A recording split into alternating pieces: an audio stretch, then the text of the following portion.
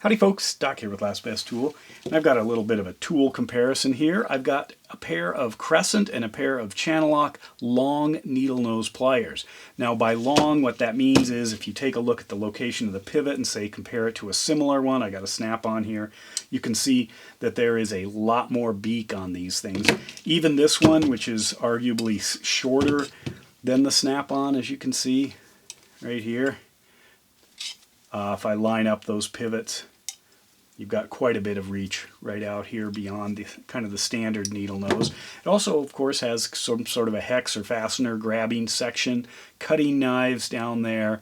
But anyway, all right, let's get to the main stuff. First of all, Crescent sells for about 25 bucks. Channellock sells for about 30. Crescent is designed, engineered, and tested in the U.S., product of Vietnam, finished in mainland China, whereas the Channellock is 100% made in America. There's that, and even has a picture here of Todd who's working on this with this controller, so real American. Anyway, both of these claim to be 8 inches. You can see there's 8-inch long here, 8-inch here. If I compare them, obviously there is a drastic difference between those two for both being 8 inches. Grab the old tape measure here. The Channellock is roughly 8 3 or 7 3/4, and if you look at the drip, it might go to 7 7/8. The Crescent here, you get quite a bit more for your money. It's almost 8 1/2 full length versus the snap-on. You want to know that one. That's pretty much dead on 8 to the drip. But anyway, the single hatching here on the Crescent is compared to the full cross hatch on the Channellock. So you can see that, if that matters. Finish work, it looks like on the smooth area on the Channellock is better than on the Crescent here.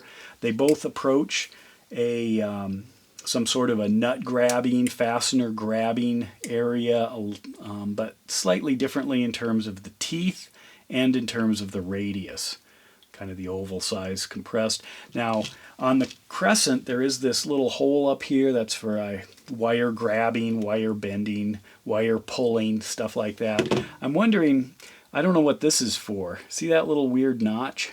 See if you can see it right down there. That gets in the way. I don't know what that's all about, but I find it irritating, but I wonder, is that supposed to be about the same?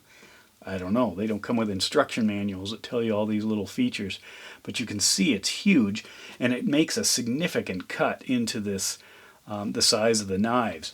On the Channellocks here, they do snip very well right at the pivot.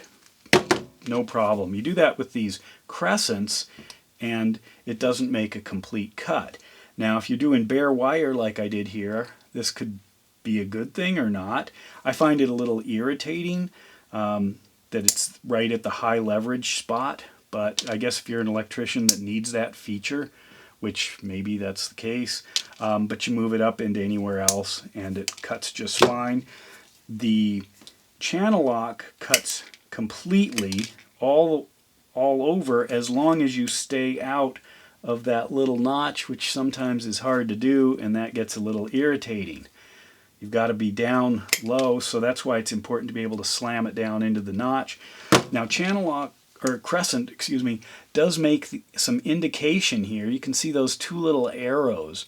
So I'm wondering, does that mean that that's a feature that they intended for that to be the case? But it doesn't say that anywhere on the packaging, at least that I could find. Both of them have what they're calling a really strong warranty. If you look at this, Crescent says the no BS lifetime warranty, and Channellock says built strong. If you read the little fine print way up in there, get that to focus, limited lifetime warranty. But you can barely read that word limited right in there. See that? Limited. Anyway, overall, I like them both. This is probably a little bit grippier, comfortable handle, but I do have an appreciation for this blue, light, thin dip. And oddly, Channellock, as far as I know, is the only company that calls their lightly dipped handles their comfort grip, but they do. And as long as there's some traction on it and it's smooth and it fits into the hand nicely, you know, that's more where the hot spots come from than a bunch of padding on it. This is like a dual material. It is tether ready on both sides. In fact, a very nicely finished tether point. Sometimes I prefer those tethers to go the other way, but that's the way this one goes. And it is, when you're talking about such a long needle nose, there is quite a bit of leverage up there if the tip can handle it, and they approach it a little differently. The Crescent is thicker at the tip but stays narrower longer, whereas the Channellock tapers to a smaller tip but quite rapidly near the end. And in fact, if you back this down, I've got the Crescent here, and I'm going to slide it down until it's about the same width.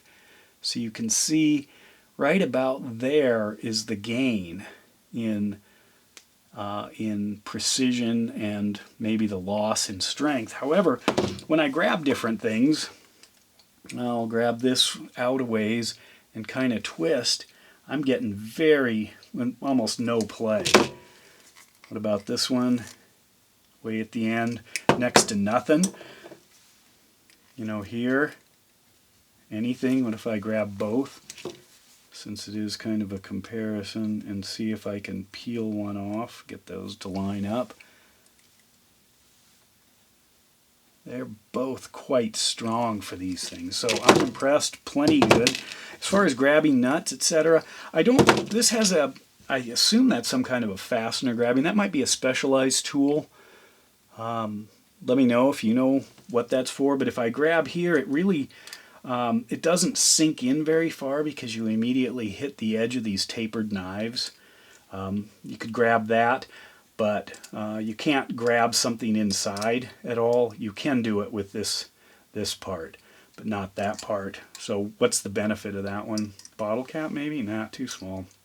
But anyway, these do grab and hold fairly well, so you can use them that way. I tend not to want needle nose for that, but I have used these. In fact, that's kind of, if I've got to have one needle nose, it's a nice double on these snap-ons. These snap-ons, though, are over $70, you know, versus 25 and 30 for the Channellocks. But anyway, overall, I think they're both good. I do like the Channellock. Just there's something about the feel. Out of the package, they're both quite smooth, although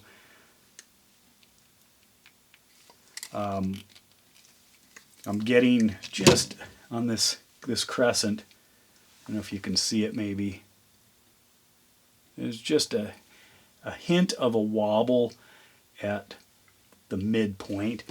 Channellock, this is silky smooth the entire range. You can see that there's just a touch of resistance. Beautiful. This one, that's probably where that little bit of play is. I only worry about that if I'm going to start to get some splay up front. Got an old pair here. I thought this was a snap-on. I'm not sure. I had to kind of compare some of my other vintage snap-ons to try to see if the pivot here, the shape of the pivot, somebody should be able to identify that and tell me what kind of pliers these are, who made them. They are silky smooth, fairly old, kind of nice.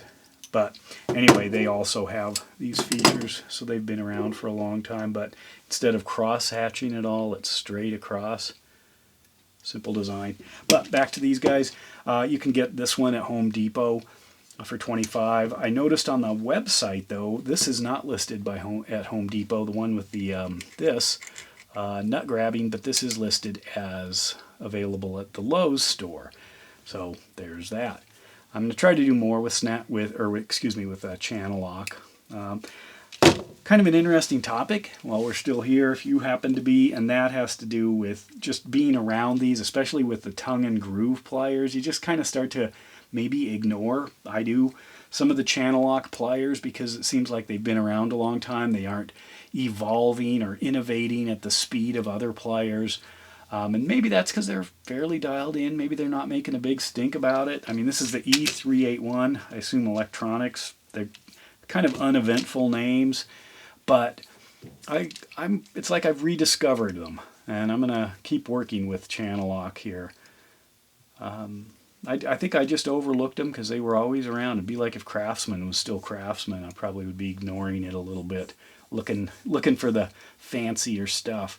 But anyway, if I had to choose between the two, I don't know. Personally, right now, American made, I'd probably go with the Channellock. I really don't mind this blue dip, and I do like the profile. Although it just reminds me of Klein's, probably, which I've pointed out before. Anyway, let me know if you've got either one, if you like these things. I think this design of having a much longer needle nose is really quite handy. And with that, Doc out.